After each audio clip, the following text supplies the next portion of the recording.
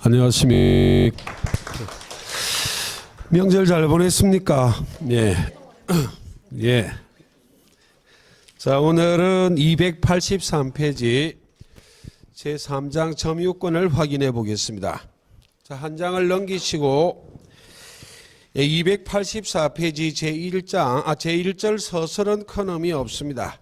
예, 가볍게 참고로 한번 읽어보시고, 자, 285페이지 2번의 관념적 지배, 그 중에 한 장을 넘기시고 2번 간접 점유, 그 부분을 이해를 하셔야 되겠습니다. 자, 지난주에 물권법 총론을 할 때 이런 걸 설명드렸습니다.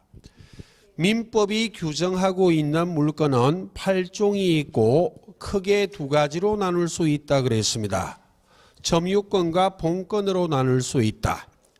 점유권이란 물건은 어떤 물건을 사실상 지배만 하고 있다면 본권이 있든 없든 인정되는 물건이고, 본권이란 점유를 정당화시키는 권리를 말하고 소유권, 지상권, 지역권, 전세권, 유치권, 질권, 저당권, 즉 7가지는 본권이라 그랬습니다.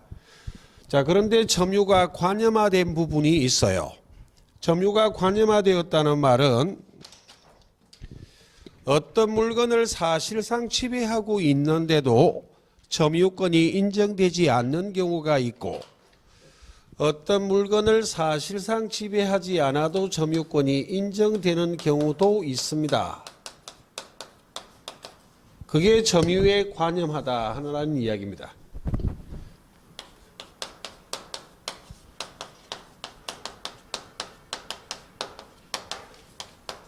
예, 세 가지가 있지만 시험에 의미가 있는 것은 간접 점유예요. 예, 간접 점유란 용어는 계속 등장할 것이기 때문에 이해를 좀 하셔야 되겠습니다. 자, 가장 대표적인 예를 하나 들어보겠습니다.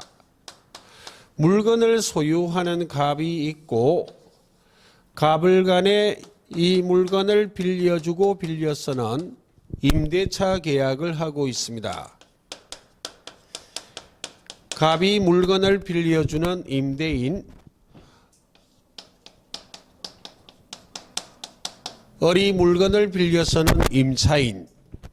그럼 임대차 계약에 따른 존속기간 내에는 이 물건은 임차인이 점유, 즉 다시 말하면 사실상 지배하는 것이지, 임대인은 존속기간 내 이 물건을 사실상 지배하지 않습니다. 그럼 어떤 물건을 사실상 지배, 즉 점유하고 있다면 점유를 정당화시키는 권리, 본권이 있든 없든 사실상 지배하는 자에게는 점유권이 인정되지만 사실상 지배하지 않는 자에 대해서는 점유권이 인정되지 않는다 그랬습니다. 그런데 점유가 관념화되었기 때문에 이 경우는 사실상 지배하는 임차인뿐만 아니라 사실상 지배하지 않는 임대인에게도 점유권이 인정이 되는 것이다. 그때 임차인은 존속기간 내 이 물건을 직접 점유한다고 말하고,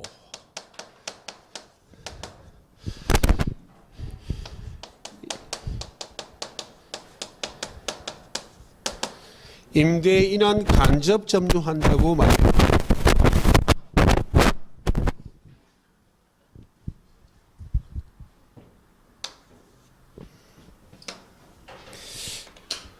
그럼 직접 점유하고 있던 간접 점유하고 있던 전부 점유자이기 때문에 점유권은 인정이 되는 것이다.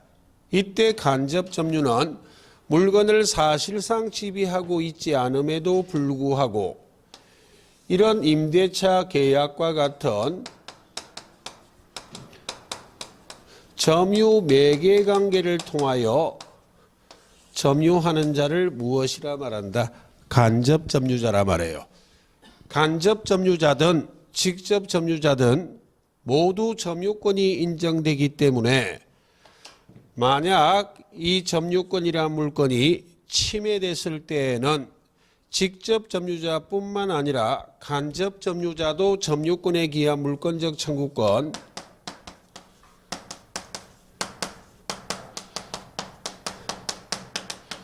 즉 점유보호 청구권을 행사할 수 있습니다. 둘 다 점유권이 있기 때문에 둘 다 점유권이 침해당하면 점유권에 기한 물권적 청구권, 점유보호 청구권을 행사할 수 있다. 자, 그리고 자력구제권은 시험은 아닙니다. 간혹 지문에 등장할 여지가 있기 때문에 가볍게 설명한다면 점유권이 침해당한 경우 자력, 스스로 자자 힘력자, 스스로 구제할 수 있는 권리는 누구에게 인정될 것인가 하는 것은 학설의 대립은 있지만 대부분의 학자들은 자력구제권은 물건을 사실상 지배하는 자에게 인정되는 권리가 자력구제권이다 라는 게 통설적인 입장이에요. 시험에 정답이 되는 요소는 아닙니다. 그래서 간접점유란 용어 정도는 이해를 조금 해야만 나중에 다른 이론을 이해할 때에도 그 이론을 이해할 수가 있습니다. 그럼 한 장 앞으로 가서 점유 보조자를 확인할 것인데 시험의 정답은 잘 되지 않습니다. 점유 보조자가 있고 점유주가 있어요. 가볍게 참고로 듣는 부분입니다. 점유 보조자의 가장 대표적인 예는 상점의 점원 등을 말해요. 주인 주자를 쓰는 점유주는 상점의 주인 등을 말합니다. 그럼 법조문 195조를 가볍게 한번 보겠습니다. 암기할 가치 없어요. 가사상 영업상 기타 이와 유상관계에 의하여 타인의 지시를 받아 할 때 타인이 점유주를 말해요.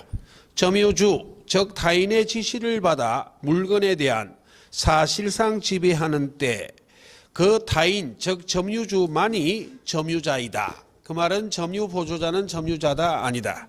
아니기 때문에 점유보조자는 물건을 사실상 지배하고 있음에도 불구하고 점유자가 아니기 때문에 점유권이 인정되지 않고 점유주는 물건을 사실상 지배하지 않는데도 점유자, 점유권이 인정이 된다는 말입니다.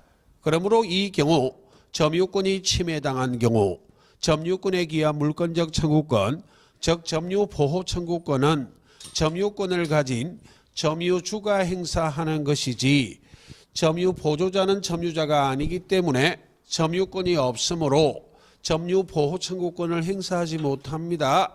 다만 참고로 만약 점유권이 침해당한 경우 자력구제권은 누가 행사할 것인가에 대해서 사실상 지배하는 자는 점유보조자라 그랬죠. 점유보조자가 자력구제권을 행사합니다. 이 부분은 가볍게 설명드린 이유는 시험에 잘 등장하지 않고 시험 지문에 등장한다 할지라도 정답이 되지는 않기 때문에 가볍게 보시면 되겠습니다. 자, 그 다음 287페이지 점유의 종류란 파트를 해보도록 하겠습니다.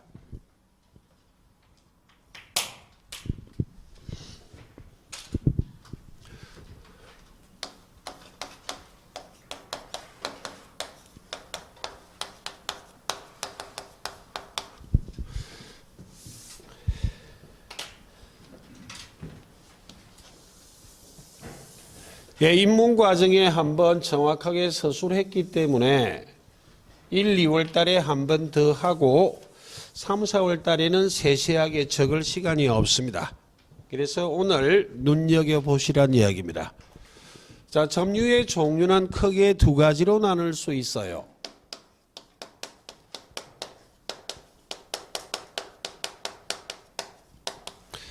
하자 없는 점유가 있고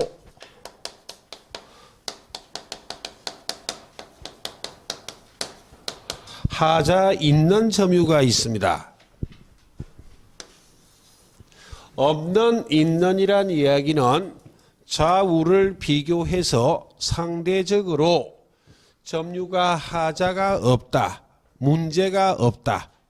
점유가 하자가 있다, 상대적으로 문제가 있다는 이야기입니다. 좌우는 반대말입니다. 점유란 말은 생략하겠습니다. 스스로 자자 주인 주자 자주 점유가 있고 타인할 때 타자에 주인 주자 타주 점유가 있어요.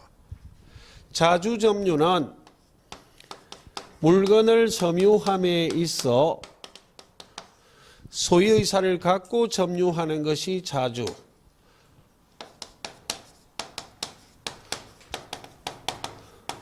소유의사를 갖지 않고 점유하는 것이 타주.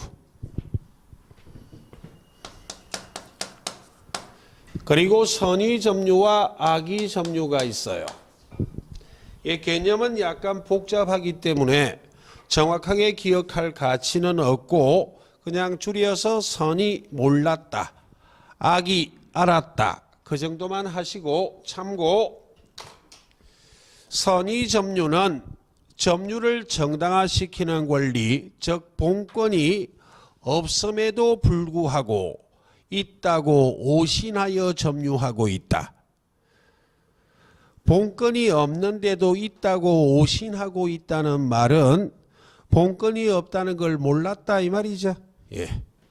악의 점유는 본권이 없다는 것을 알고 점유하고 있거나 의심을 품으면서 점유하는 것이 악의 점유예요. 그런데 정확한 개념은 시험에는 큰 의미 없기 때문에 줄여서 선의는 몰랐다, 악의는 알았다. 예, 그 정도만 하시면 되겠습니다. 자, 무과실 점유가 있고 없을 무자요. 과실이 없는 점유요. 과실이 있는 점유가 있다. 평온한 점유가 있고 폭력에 의한 점유가 있어요. 공연한 점유가 있고 엄비에 의한 점유가 있다. 엄비란 숨겼다는 이야기예요. 예, 그다음 계속된 점유가 있고 계속되지 않는 점유가 있다. 왼쪽 오른쪽이 반대말이고 왼쪽의 점유가 상대적으로 문제가 없는 점유, 오른쪽의 점유가 상대적으로 문제가 있는 점유라고 말해요. 이렇게 하자 있는 없는으로 나누는 가장 대표적인 이유가 이렇게 하자 없는 점유를 하고 있다면 원칙적으로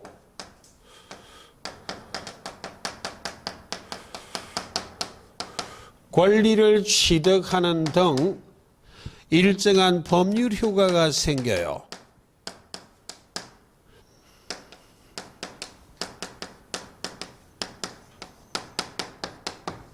대표적인 예로 소유자가 아닌데도 이렇게 하자 없는 점유를 하고 있다면 소유권이란 권리를 취득하는 등 일정한 법률 효과가 발생하는 게 원칙이다. 원칙이지 언제나는 아닙니다. 예외적으로 하자 있는 점유를 해도 권리를 취득하는 예외가 있다. 라는 걸 나중에 확인할 것. 자, 좌우를 한번 구별해 보시고 약간 어려운 이야기라도 이론이 끝날 때까지는 이해를 하셔야 되는 부분이 있어요. 입증 책임의 문제예요. 예, 가장 기본적인 내용을 해보도록 하겠습니다. 예, 어떤 물건을 점유하고 있는 자는 원칙적으로 하자 없는 점유는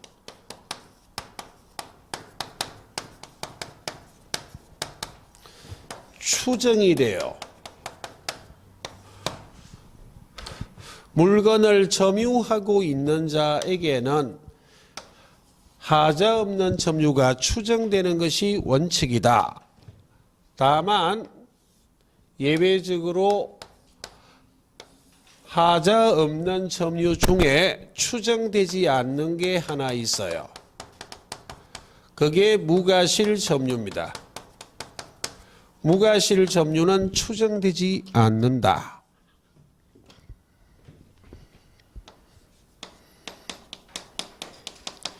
어떤 물건을 점유하고 있는 자에게는 자주, 선의, 평온, 공연, 계속된 점유는 추정되지만 점유자에게 무과실 점유는 추정이 된다, 안 된다? 안 돼요. 왜 이런 걸 하는가 하면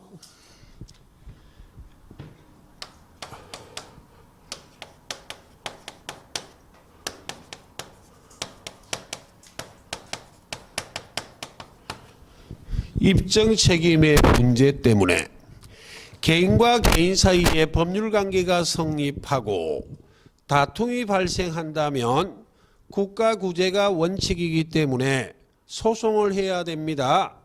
소송을 하면 법관이 판결을 하기 위해서 재판을 해야만 해요. 재판할 때에는 법관이 신이 아니기 때문에 증거에 따라 재판할 수밖에 없다. 그걸 증거재판주의라 말해요. 설립자, 증거정자, 재판에서는 누가 증거를 세울 것인가, 누가 증거를 제출해야 되는 것인가 하는 게 입증 책임의 문제예요. 이 입증 책임은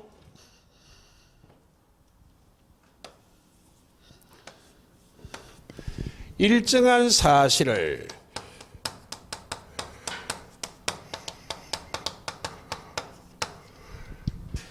입증함으로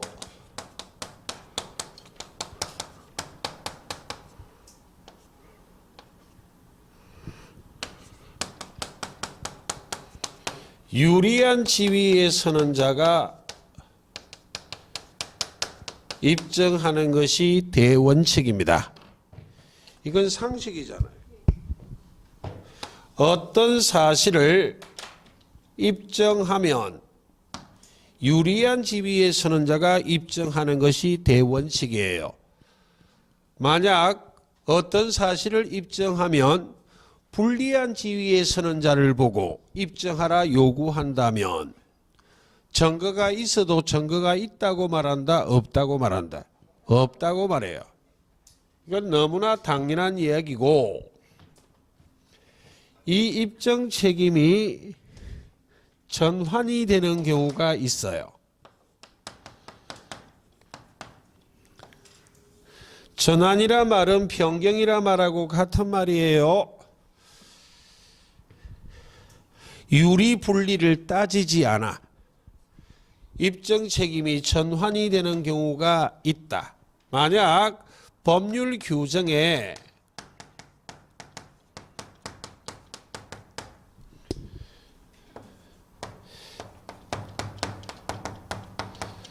일정한 사실이 추정된다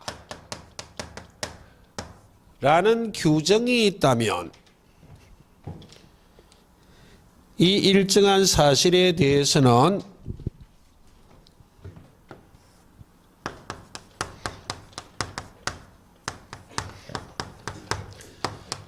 추정되는 자가 입증하지 않아요.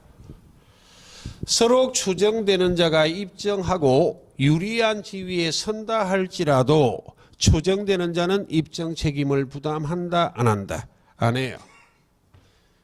이때는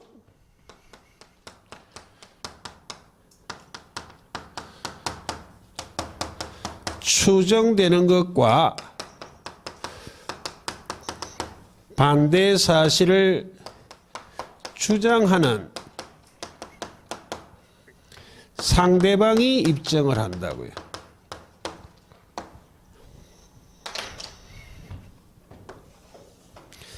자, 그럼 이 말을 여기에 대입을 해보자고요.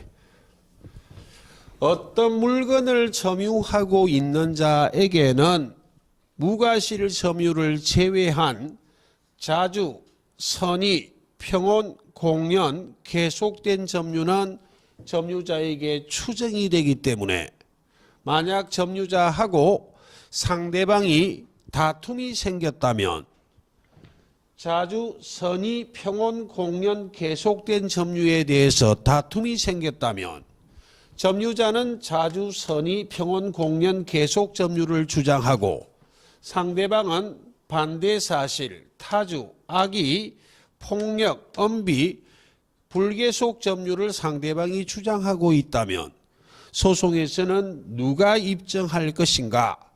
법률 규정이 하자 없는 점유는 추정된다 규정하고 있기 때문에 유리 분리를 따지지 않고 추정되는 자는 입증 책임을 부담하지 않고 추정되는 것과 반대 사실을 주장하는 상대방이 입증해야 돼. 점유자가 아닌 상대방이 타주, 악의, 폭력, 엄비, 불계속 점유를 입증해야 된다는 말이에요. 점유자는 추정되는 사실을 입증한다, 안 한다? 안 한다고. 입증하는 게 쉽다, 어렵다? 어렵다니까요. 추정되는 자가 유리하다는 이야기예요. 그러나 무과실 점유만큼은 추정이 되지 않기 때문에 만약 점유자가 무과실 점유를 입증한다면 권리를 취득하는 등 유리한 지위에 서게 된다면 이 무과실 점유만큼은 누가 스스로 입증해야만 한다? 점유자가. 무과실만큼은 점유자가 입증해야 되는 겁니다. 예. 라는 내용을 나중에 5, 6월까지는 이해를 하시게 될 거예요. 자, 보시고 그 다음 점유의 종류 중에 가장 중요한 구별은 이 자주점유와 타주점유의 구별이 아주 중요해요. 지금부터 자주, 타주의 구별을 확인해 보도록 하겠습니다.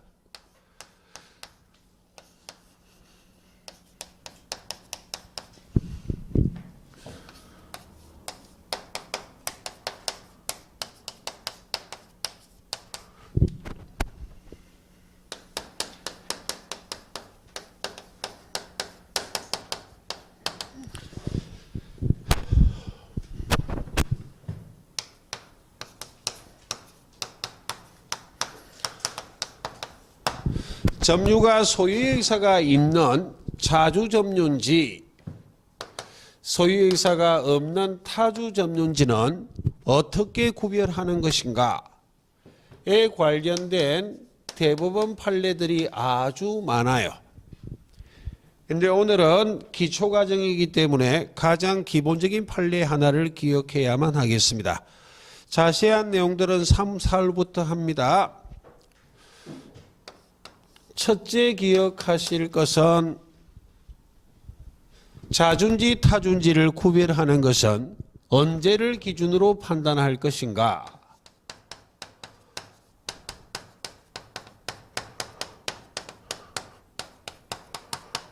점유 개시 당시를 기준으로 판단하지 원칙적으로 그 이후의 사정은 고려한다, 안 한다, 안 한다를 기억하고 두 번째는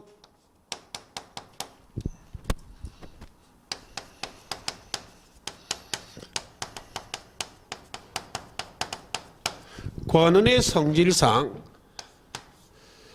외형적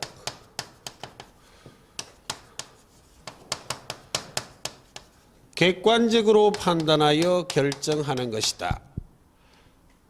판결 요지이기 때문에 시험 지문에는 이렇게 올 거예요. 그렇지만 객관식이기 때문에 가장 핵심적인 단어를 기억하시면 되지 모두를 정확하게 기억할 가치 없어요. 시험 지문은 이렇게 온다고 권한의 성질상 외형적 객관적으로 판단하여 결정하는 것이다 라고 올 것이나 이 판결 요지의 핵심적인 단어가 무엇이다? 객관적이에요. 객관적으로 판단하여 결정하는 것이지 즉 다시 말하면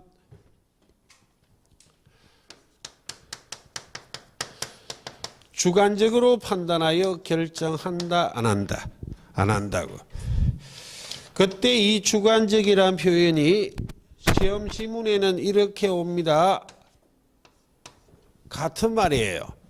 시험 지문에 이렇게 오더라도 주관적으로 판단하지는 않는다는 말이구나를 알아보시면 된다는 이야기예요.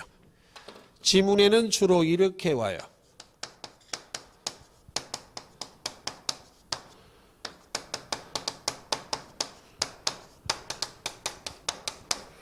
점유자의 내심의 의사라고.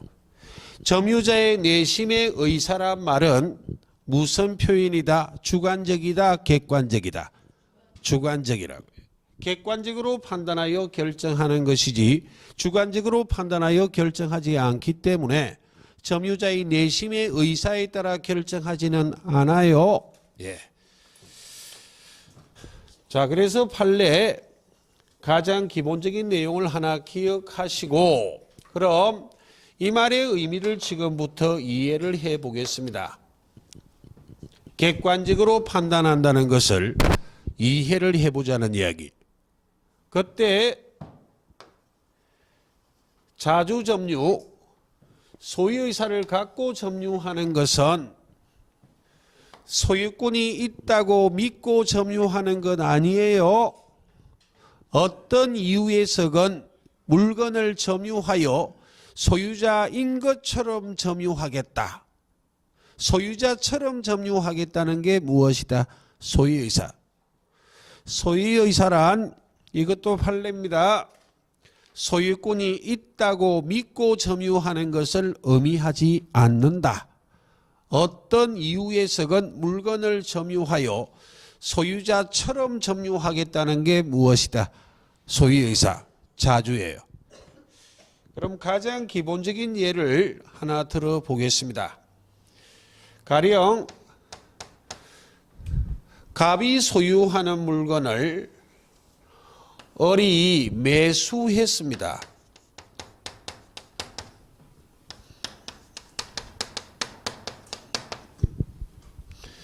그래서 이 물건을 매수인이 점유하고 있다고.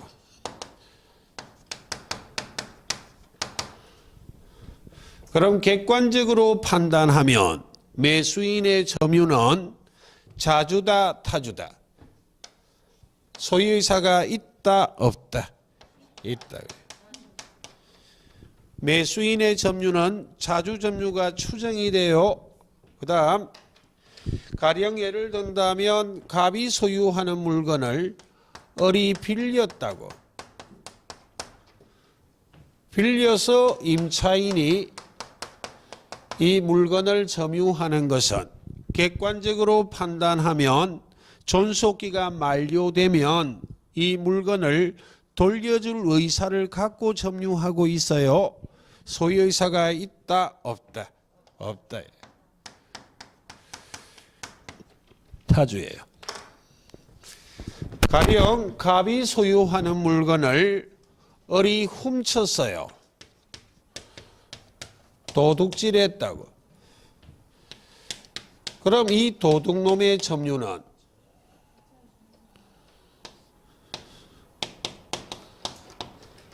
객관적으로 판단하면 소유의사가 있다, 없다. 있다. 이렇게 판단한 것이 객관적으로 판단한 것이다. 그때 그 중에 시험에 의미가 있는 것은 이 매수인의 점유가 제일 중요해요.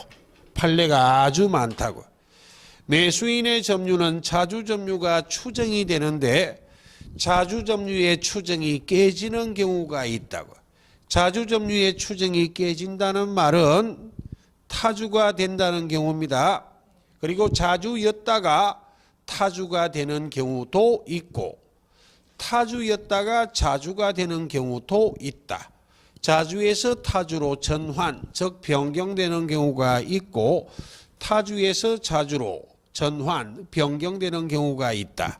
이런 판례들을 3, 4루부터 확인할 것이고 오늘은 가장 기본을 해보자고요. 왜 매수인의 점유는 자주 점유가 추정이 되는데 이게 깨트려지는 경우가 있고 자주가 타주로 변경될 수도 있고 타주가 자주로 변경될 수도 있다라는 판례들이 왜 등장하는 것인가? 가령 예를 든다면 갑이 소유하는 물건을 을과 매매하고 있습니다.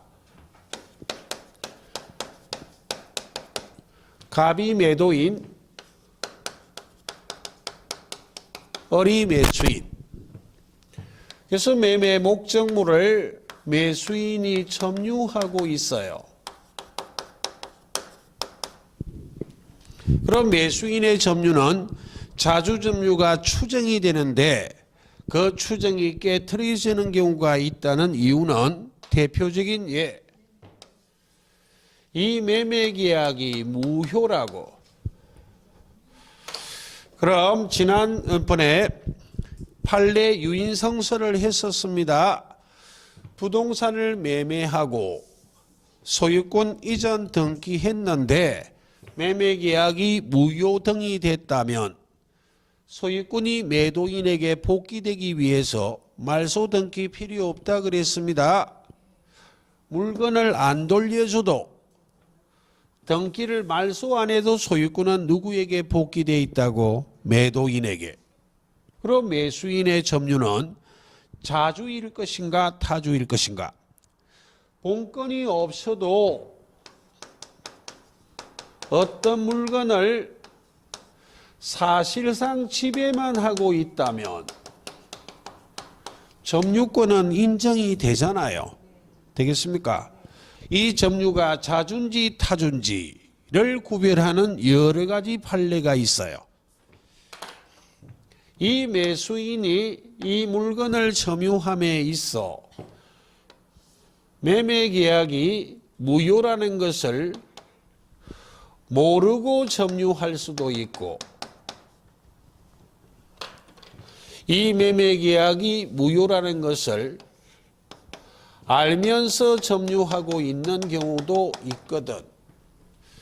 그럼 매매계약이 무효인데도 매수인이 무효라는 것을 모르고 점유하고 있다면 이 물건은 내 것이다.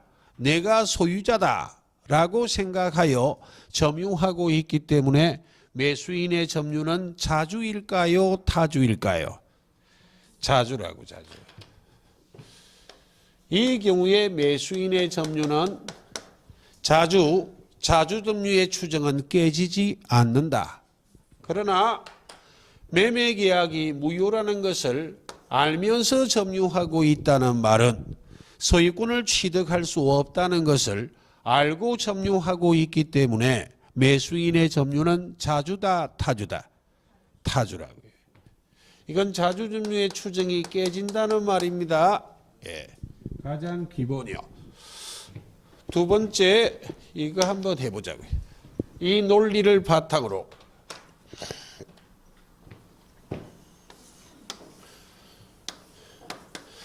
갑을 간의 매매계약이 무효인데도 이 무효라는 사실을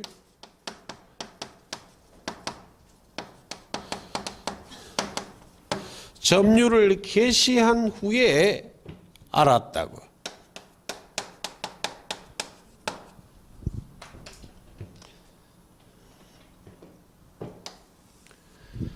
매매계약이 무효라는 것은 알았지만 언제 알았다고?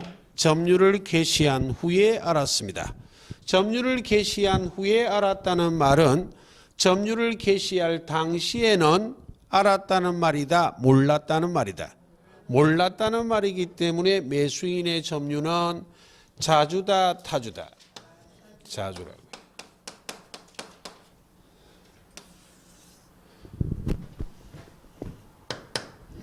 되겠습니까? 예, 가장 기본적인 판례들이 되겠습니다. 자, 여기까지를 이해하는 것이 1, 2월 기초 과정이에요. 자, 뒤로 넘어가 보도록 하겠습니다.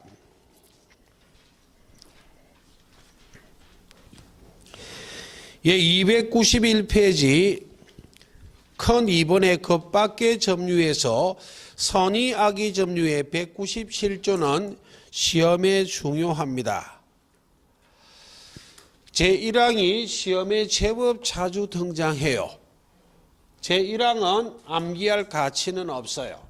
어떤 물건을 점유하고 있는 자는 소유의사로 선의이며 평온공연하게 점유한 것은 추정된다는 규정이 있지만 무과실 점유는 추정된다는 규정이 있다 없다? 없어요. 그럼 197조 제1항 여백에는 무과실 X 제1항을 시험 지문화하고 틀린 지문을 만들 때는 무과실을 집어넣습니다. 하자 있는 걸 집어넣으면 금방 발견합니다. 시험장에 가실 정도가 되면. 무과실이 들어오면 틀린 지문이 돼요. 제2항은 좀 더 배우고 3, 4월 달에 할 내용이에요. 한 장 넘기시고 예, 제3절의 점유권의 취득, 점유의 성계라는 부분에 1번 점유의 취득은 큰 의미 없어요. 2번 점유의 성계를 지금부터 이해를 하겠습니다. 그런데 점유의 성계를 하기 전 먼저 한 장 넘겨보시고 294페이지요. 중앙에 2번 점유 계속의 추정이란 말이 있죠. 그 부분에서 1, 2월 달은 1번을 이해를 하겠습니다.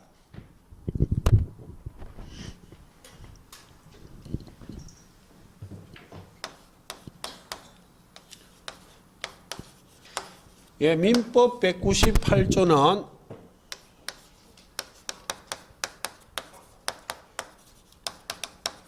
점유 계속의 추정을 규정하고 있어요.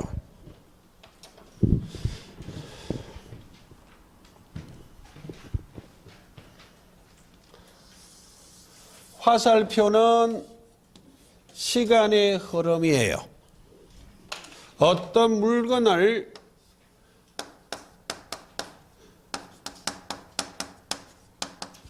갑이 점유하고 있다가 현재도 갑이 그대로 점유하고 있어요. 이 말을 민법은 이렇게 규정하고 있어요.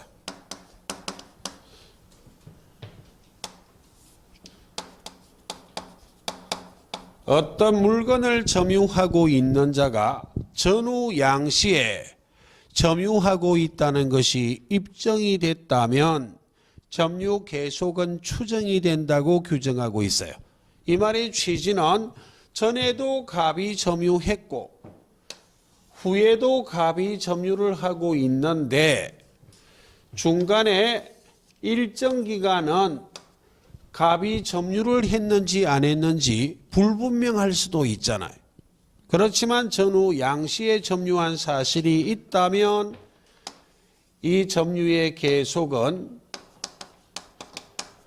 추정하겠다 라는 걸 198조에 규정하고 있어요. 자, 여기까지가 1, 2월. 참고 법률 규정은 전후 양시의 점유자가 동일한 경우를 전제한 규정이에요. 그런데 판례가 198조를 확대 해석하고 있어. 전후 양시의 점유자가 달라도 점유 계속이 추정될 수 있다는 판례가 있어요. 그걸 3, 4월 달에 할 거예요. 그게 2번이에요. 1, 2월 달은 여기까지요.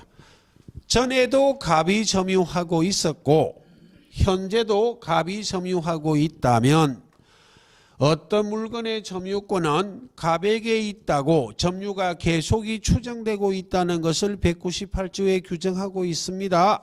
예. 자, 거기까지 이해하시고 다시 한 장 앞으로 점유의 성계를 해보자고요.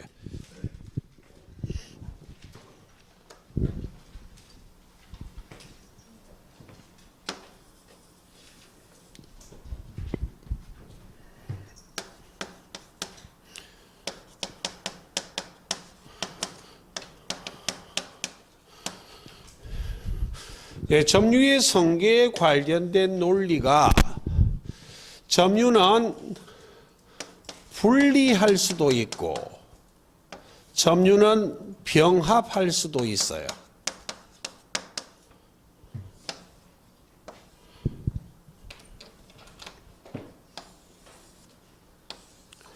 자, 점유를 분리한다는 이야기는 점유자가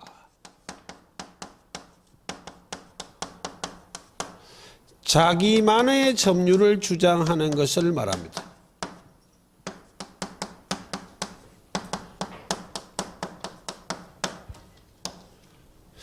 점유자가 자기만의 점유를 주장한다면 무과실 점유를 제외한 하자 없는 점유는 추정이 돼요. 점유자가 자기만의 점유를 주장한다면 무과실 점유를 제외한 하자 없는 점유는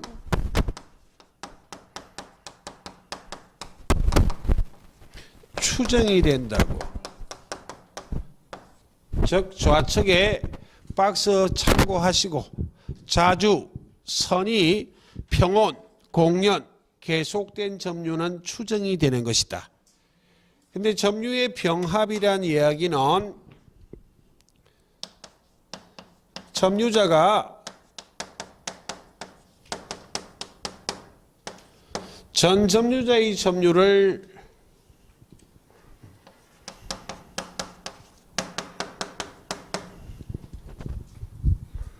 아울러 주장하는 것을 무엇이라 말한다?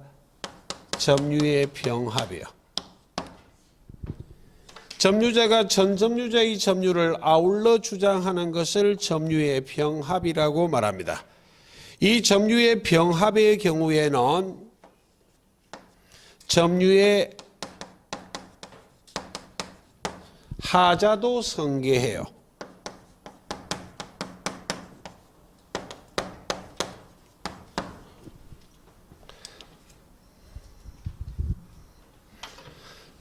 자, 이 말을 이해를 해보자고요.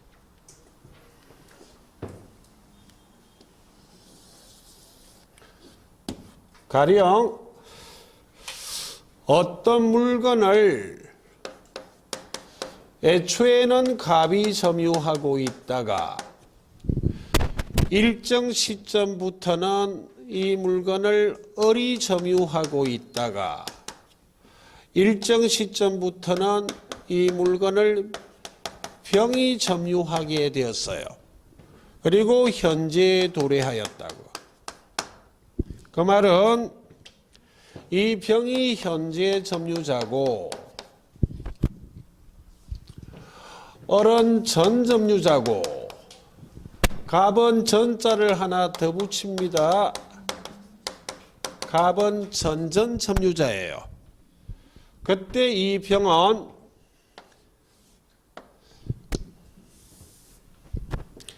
자기만의 점유를 주장할 수 있어. 이건 병의 점유잖아요. 되겠습니까? 병이 자기만의 점유를 주장한다면 무과실 점유를 제외한 하자 없는 점유는 병에게 추정이 된다, 안 된다? 된다니까요. 즉, 이 점유는 현재 점유자인 병에게 병이 자기만의 점유를 주장한다면 자주, 선의, 평온, 공연, 계속된 점유는 추정이 된다, 안 된다? 된다고. 그런데 이 병이 을의 점유까지 아울러 주장하거나 이 갑의 점유까지 아울러 주장할 수도 있어. 즉 다시 말하면 1번뿐만 아니라 2번, 3번의 점유를 주장하는 것도 허용한다, 안 한다? 한다는 이야기예요. 그때 2, 3을 주장하는 것은 이 병이 선택할 수 있습니다. 현재 점유자인 병이 을의 점유까지 아울러 주장하거나 3번이요. 전전 점유자의 점유까지 아울러 주장 2번이요. 할 수도 있다. 전 점유자의 점유까지 아울러 주장하거나 또는 전전 점유자의 점유까지 아울러 주장할 수도 있다. 이 말을 묶어서 무엇이라 표현한다고? 전 점유자의 점유도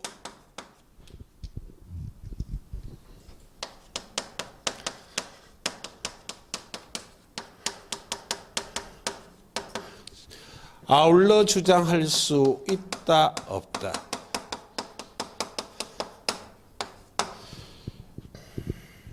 되겠습니까? 이때 전점유자의 점유를 아울러 주장하면 그 하자도 승계를 한다고. 그럼 가령 예를 들어 볼게요. 갑의 점유는 하자 있는 없는 중에 제일 중요한 것은 자주 타주라 그랬어요. 병이 자기만의 점유를 주장한다면 무엇이고 자주 점유가 추정이 돼요. 그럼 병이 만약 5년을 점유했습니다.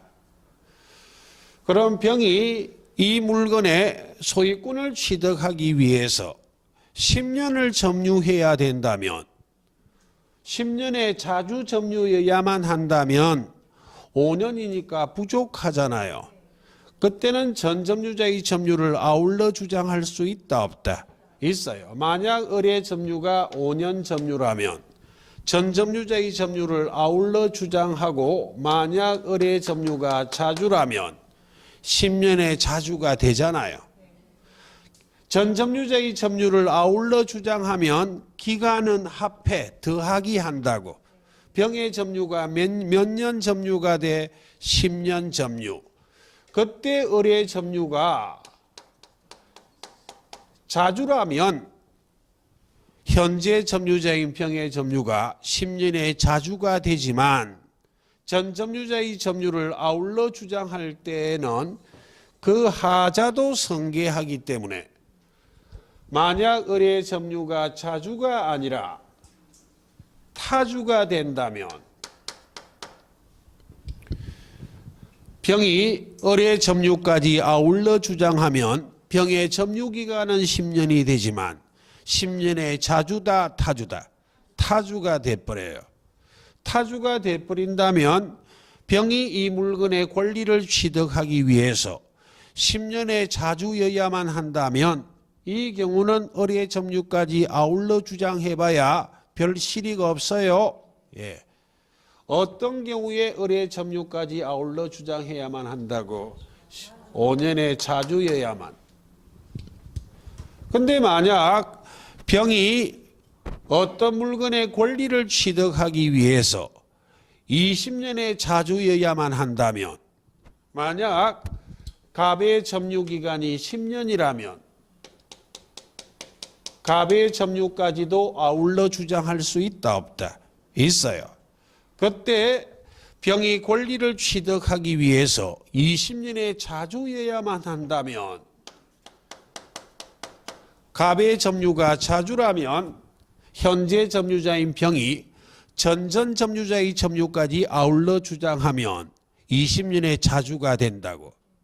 그런데 전 점유자의 점유를 아울러 주장하면 전 점유자의 점유의 하자까지 성계하기 때문에 만약 갑의 점유가 10년의 타주라면 병의 점유는 20년 점유는 맞지만 하자를 성계하기 때문에 20년의 무선 점유가 돼버려 타주예요. 그럼 병이 그 물건의 권리를 취득하기 위해서 20년의 자주여야만 한다면 이 사례는 병이 갑의 점유까지 아울러 주장해서는 된다, 안 된다? 안 돼. 병이 점유한 채로 10년 더 기다려야 돼. 그런 논리입니다. 예. 그래서 하나의 예를 보여드렸고 다시 점유는 분리, 병합할 수 있어요. 점유를 분리한다는 말은 점유자가, 즉 현재 점유자가 자기만의 점유를 주장하는 것을 무엇이라 말하고? 점유의 분리요.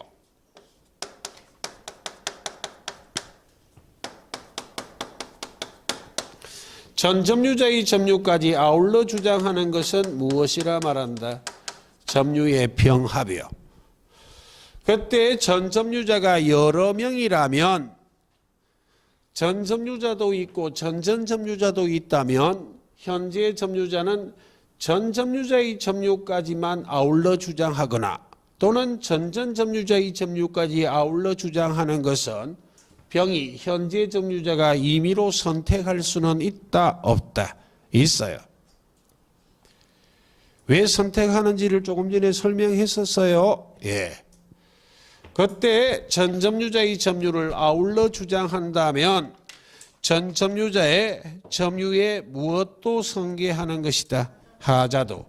대표적으로 하자 중에 타주를 예를 들었고 박스의 오른쪽에 하자 있는 점유를 성계해버린다는 이야기예요.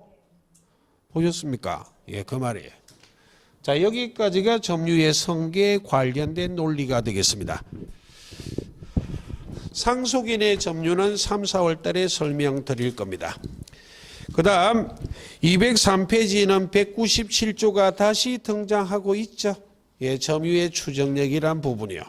자, 한 장 넘기시고 294페이지 3번입니다. 민법 200조는 동산에 관한 규정이에요. 자, 부동산은 원칙적으로 등기로 공시하고 동산은 점유로 공시해요. 그러므로 200조는 동산에 관한 규정이라고. 그래서 200조는 암기할 가치 전혀 없고 동산이라 물건을 점유하고 있는 자는 그 점유물에 대하여 행사하는 권리는 적법하게 보유하고 있는 것으로 추정이 된다. 동산은 무엇으로 공시하기 때문에 점유로.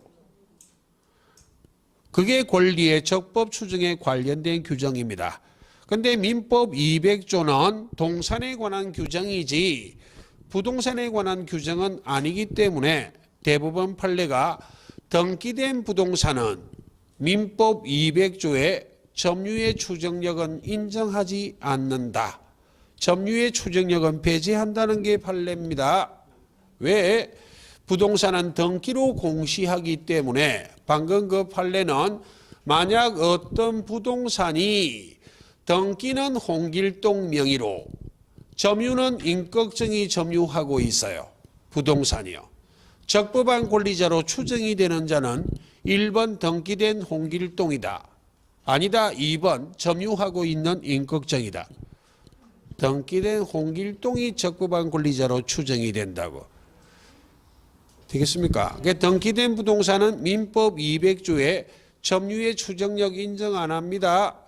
등기된 자에게 적법한 권리자로 추정이 되는 것이지 부동산은 점유한 자에게 적법한 권리자로 추정한다 안 한다? 안 한다고요. 그 정도가 지문에 등장하는 것이지 200조의 자세한 분석은 시험이 아닙니다. 예, 그 정도를 기억하시고 잠시 쉬다가 295페이지 점유자와 회복자의 관계를 설명드리도록 하겠습니다. 예, 잠깐.